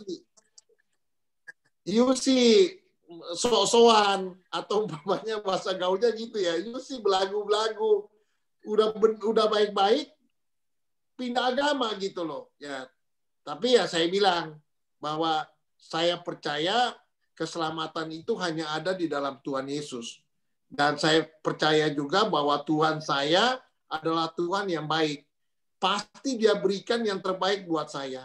Dan sekarang saya lihat hasilnya gitu, ya, gitu ya, kira-kira gitu. Apalagi pertanyaan keduanya? Ya. Yang tersulit pertama, masa terus tersulit dan apa pengalaman yang bisa dibagikan buat kita, bisa di-share buat kita. Iya, saya pikir. Tapi udah Pak, tadi udah dijawab. Iya. Oke, makasih. Ya, terima kasih. Masih ada pertanyaan yang lain, Pak? Silakan. Bro Timi. Ya. Gue nanya satu lagi ya. Silakan Pak. Adali mau nanya nih Pak. Boleh Pak. Pak. Kalau kita lihat COVID ini, mungkin vaksinnya kan mau ditemukan lah, lebih kurang 70%. Yang kepingin saya tanyakin, untuk bisnis apa Pak? Untuk selanjutnya mungkin ya kita kehidupan kesehatan pasti dijaga ya. Bisnis apa yang bisa membantu kita sebagai yang mau mulai bisnis untuk akan datang, Pak? Apakah di farmasi ataupun di resto atau di mana, Pak? Sekarang pada banyak yang pada menunggu, Pak, sekarang, Pak. Dia jalankan salah, dia nggak jalankan salah. Itu aja, Pak, pertanyaannya, Pak. Terima kasih. Ya. Pak Peter kalau tanya sama saya juga mesti tanya sama Tuhan di atas. Tapi mungkin saya bisa bantu sedikit lah, saya bisa bantu. Tapi yang ini menurut penelitian itu yang asuransi yang bisnis itu laku salah satunya life insurance. Jadi asuransi jiwa, asuransi kesehatan itu salah satu laku tuh. Terus apa? E-commerce. Ya, e-commerce. E-commerce itu kayak apa? Di online Tokopedia, Shopee gitu-gitulah bisnisnya. Terus apa lagi? Networking. MLM ini survei ya, belum tentu ini, makanya saya bilang sekali lagi ini cuma ini. Terus apa banyak tuh? Logistik. Bisnis logistik tuh. Jadi jasa kurir seperti JNE, pos apa dan lain-lain lah, contoh aja gitu loh. Terus apa lagi? Online shopping. Online schooling. Kayak kursus, sekolah, apa gitu-gitu. Yang lewat online. Terus apa lagi itu? Ada lagi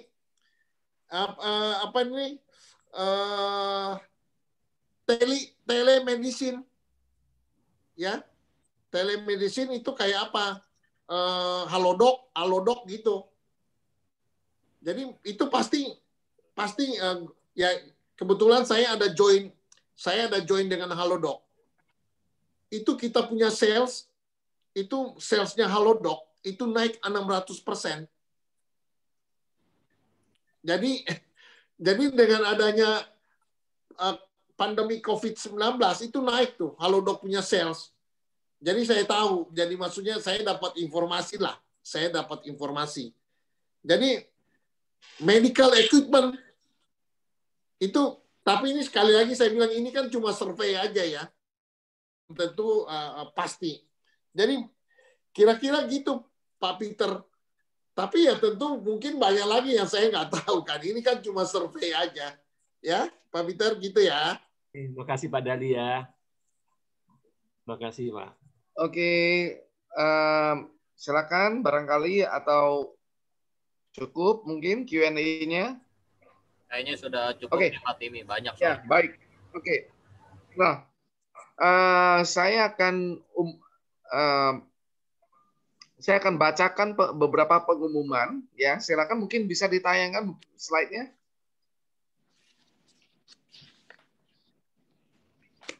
Ya. Ini ada 7 chapter di bawah RVP 5 DKI 4. Peak Mediterranean chapter, Gunsar chapter, API chapter, Baywalk chapter, Expansion chapter, MBS chapter, Super Icon chapter. Next slide. Nah, kegiatan chapter kalau di hari Senin Baywalk chapter, di hari Selasa Peak Mediterranean chapter dan Gunsan chapter, kalau di hari Rabu Sunter Icon chapter dan MBS chapter, kalau Kamis API chapter dan Expansion chapter. Next. Nah, Baywalk chapter itu diadakan di restoran The Pluit, Muara Karang, Senin jam 7. Presiden chapternya Pak Tandi. Silakan mungkin teman-teman yang tinggal di daerah Muara Karang bisa dicatat nomor teleponnya Pak Tandi, dan kalau nanti pandemi sudah selesai kita akan offline meeting, kita akan kumpul, kita akan fellowship sama-sama. Mungkin kalau bagi yang tinggal daerah Muara Karang dan sekitarnya silakan hadir. Next. Nah, Peak Mediterranean chapter itu diadakan di Restoran Sentral Tomang. Presiden chapternya Pak Tommy Nayoan. Silakan dicatat nomor teleponnya.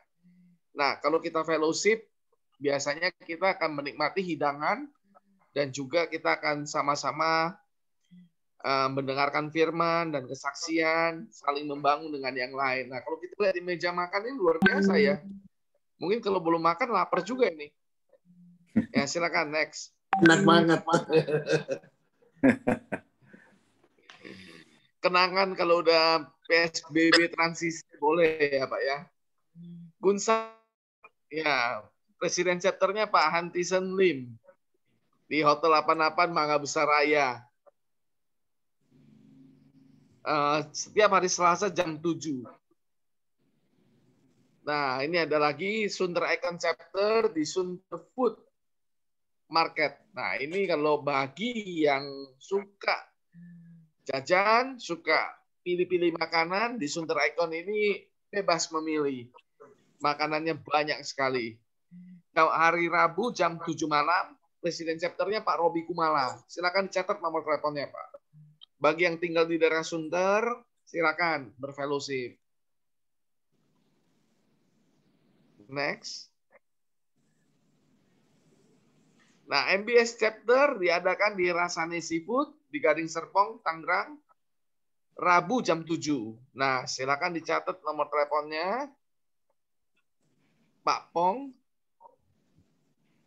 Ya, jadi bagi yang suka seafood, jangan lupa untuk hadir.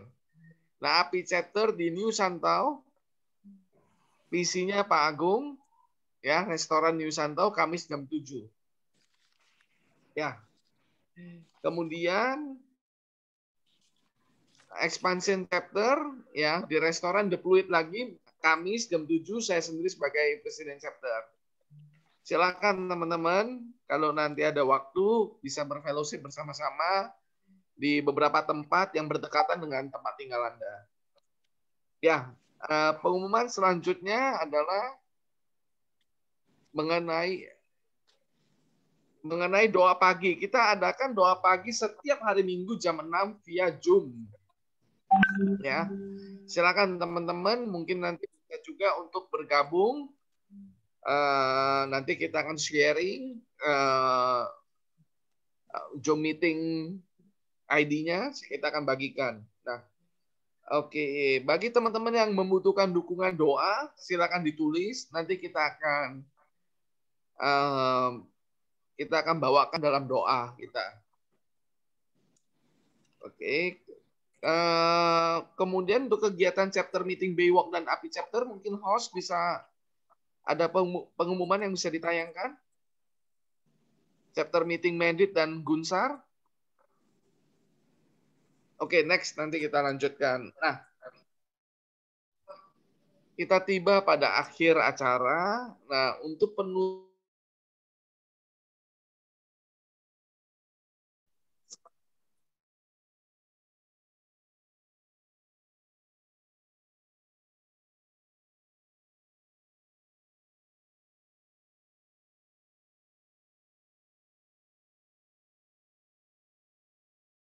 lalu dari food dari apa namanya surat-surat yang masuk sudah confirm bahwa semua menerima Pak Dali sebagai NP, dan kalianlah yang pertama kali bicara di tempat ini.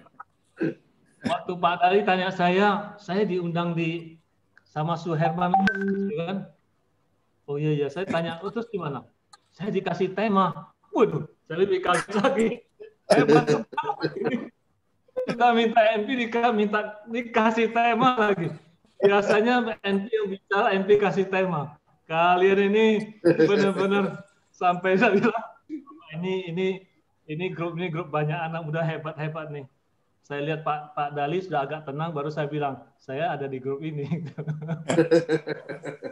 Aduh, hebat sekali. Aduh. Nah, tadi saya lihat pertanyaan kalian dari Pak Peter atau siapa ya? Kenapa Pak Dali bisa diberkati? Apa kunci suksesnya? Saya lihat, kalian lihat Pak Dali ya, dapat obat vaksin COVID dan lain-lain gitu loh. Sebelum jadi NP, ya.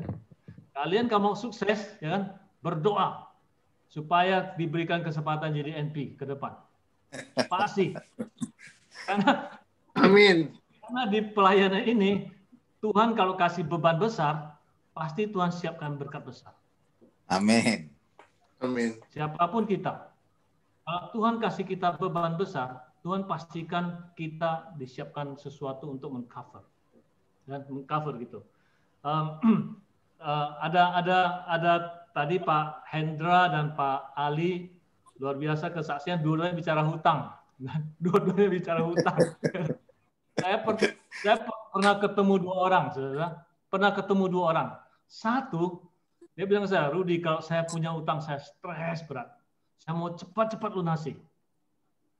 Kemudian teman yang kedua bilang, Rudy, kalau gua nggak punya hutang, gua stres. Kenapa stres? Karena nggak dipercaya orang, makanya gua bikin hutang makin hebat. Dipercaya orang. Jadi tergantung kalian, ya. Kalian siap punya hutang atau tidak? Tergantung kalian. Yang penting, ya kan, hutang itu bukan hanya didoakan dan dibayar. Itu yang paling penting. Jangan minta maaf. Tuhan, bebaskan saya dari hutang, nggak usah bayar. Tuhan nggak akan gitu tuh. Tuhan bebaskan dari saya hutang, kasih berkat, kasih sesuatu untuk membayar hutang. Itu baru doa yang benar, ya. Itu baru doa yang benar. Nah, tadi ada beberapa poin dari Pak Dali yang sangat penting ketika dia katakan ada 5 pointer. Pertama, untuk sukses pertama, kumpulkan dan analisa fakta-fakta yang ada. Kumpulkan apakah ini visible atau tidak. Makanya saudara, sering sekali kita terjebak hutang. Karena kita belum maju, kita nggak persiapkan, kita nggak tahu, dan persis kita maju saja. Berani, tabrak terus. Dikatakan harus berhikmat. Kumpulkan analisa. SWOT kita apa, strength kita apa, weakness kita apa, opportunity apa, dan ancamannya apa. Kita harus jelas sebelum maju. Kedua dikatakan visi bisnis kita mau jelas. Kita maunya kemana nanti? Arahnya kemana? Kalau nggak punya arah, kita akan ngombang-ambing, nanti bisnis ke sana ada, pindah ke sana. Belum selesai ke sini, pindah lagi. Kita harus jelas arah kita kemana. Ketiga dikatakan apa? Targetnya pun harus jelas. Targetnya bagaimana dan how to achieve. Dan how to achieve, tadi dikatakan smart. Spesifik. Targetnya sangat spesifik. Kedua, sangat terukur. Dan bisa dicapai. Realistik. Jangan mau pergi ke bulan. Ya. Realistik saja. Ya kan? Injak bumi, saudara. Ada time related. Jadi targetnya jelas, smart jelas. Keempat, strategi yang diambil. Strategi yang diambil. Bukannya strategi, kan, tetapi kalau tahu strategi, lakukan. Tadi Pak Dali ada quote yang luar biasa dari Jack Welch dan M. Poulter. Ya kan, dibilang. Jack Welch bilang, strategic is choice. Pilihan how to compete. Pilihan bagaimana kita bersaing. Sedangkan Poulter mengatakan, pilihan apa yang harus kita lakukan. Jadi kita harus tahu cara bersaing seperti apa dan apa yang kita harus lakukan. Strategi harus jelas. Dan terakhir dikatakan teknologi. Ya, harus menggunakan teknologi. Digital marketing kita harus bertumbuh terus, ikut improvisasi. Dan terakhir penutup dia katakan satu ayat yang buat saya sangat bagus sekali, Amsal 14:15.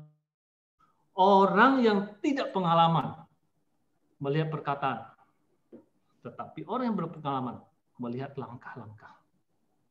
Kita jangan terjebak dengan perkataan yang bagus-bagus. Kita harus lihat langkahnya. FGB Man, be strong in the Lord. Ya, hari ini kita sungguh-sungguh merasa sangat terhormat ya bisa mengundang Pak Dali. Atas nama RVP 5 dan DKI 4 kita mengucapkan terima kasih. Dan juga kepada pembicara Pak Hendra dan Pak Ali, atas nama RVP 5 dan DKI 4, seluruh pengurus chapter kita mengucapkan terima kasih atas pelayanan ya dari Pak Ali dan Pak Hendra sebagai pesaksi kita. Ya, kalau kita lihat kembali, ya hari ini juga kita sangat terhormat. Ada Pak Dali, ya Pak Rudi, ya Pak Suherman, Pak Peter. Kalau di komputer saya ini sederet ya. The next National President, Kemudian the next-nya lagi sebelah saya Pak Rudiap. The next-nya lagi Pak Peter, Pak Suherman. Ini kok bisa berderet ya? Jadi kita bisa melihat 4 next nasional presiden ini ada di Zoom meeting hari ini. Luar biasa. Ya. Oke. Nah, saya ingin mengundang Pak Suherman untuk masuk dalam doa penutup. Beliau sekarang ada di Jambi. Jauh-jauh masih mau ikut Zoom meeting. Silakan, Pak.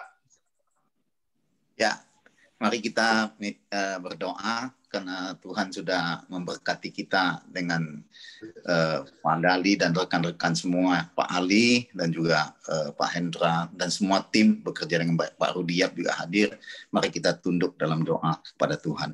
Tuhan, terima kasih, kami mengucap syukur buat hari ini Tuhan. Inilah hari sukacita dan hari bergembira kami karena Tuhan melakukan perkara yang ajaib di tengah-tengah kami. Sebab firman Tuhan katakan dalam keadaan apapun, baik itu baik dan buruk, beritakanlah Injil kebenaran firman Tuhan. Kami sudah menabur dan memberitakan Injil kebenaran firman lewat Outreach RVP 5 yang ke-12 ini Tuhan. Dan kami berdoa biarlah Tuhan memberkati Pak Dali, Pak Ali, dan juga Pak Hendra yang sudah terus bersaksi dan memberikan pengalaman mereka di dalam Tuhan yang begitu dahsyat sehingga membangun iman kepercayaan kami sehingga kami terus bisa memelihara iman Tuhan, berjalan di tengah-tengah kondisi krisis ini, punya strategi yang praktis di dalam bisnis, di dalam komunitas ilahi FGBMFI, bahkan di dalam keluarga kami. Kami percaya Tuhan yang dahsyat menolong kami. Terima kasih Tuhan Yesus. Dan kami juga percaya keluarga-keluarga dan juga semua yang hadir pada malam hari ini diberkati oleh firman Tuhan dengan luar biasa dan dengan kesaksian. Terima kasih Tuhan Yesus, berkati kami semua dan kami percaya di next meeting nanti Tuhan akan memberkati dengan luar biasa. Terima kasih Tuhan, terpujilah namamu, dalam nama Tuhan Yesus kami mengucap syukur dan berdoa. Amin. Haleluya. Amin. Amin. Terima kasih Pak Suherman. Terima kasih Pak Suherman. Terima kasih Pak Timi. Ya, terima kasih Pak.